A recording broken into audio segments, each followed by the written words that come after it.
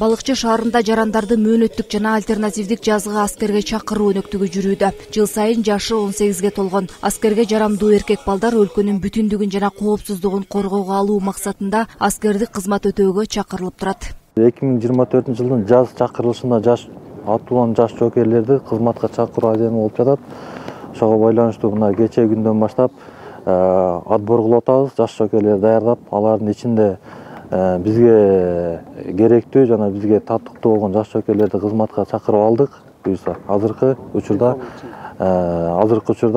ачылыш аземи бүтүп, жокерлердин кызматка даярдыгы жакшы. Ден соолуктары жакшы, ден соолуктары үчүн кызматка кылып атат.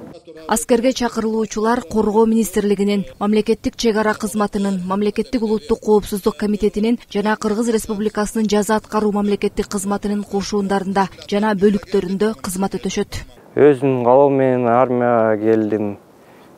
Өзүм орус болсом, бирок элимди, жеримди коргойм. Жигиттер келди армияга кызмат өтөгүлө. Жылдын жаңырышы менен дагы жазгы аскер катарына, армиянын катарына толуктоо дагы жүрүп жатат. Жаш уландарды чакырып, бүгүн ушул жерден узатуу аземин өткөрүп жатабыз.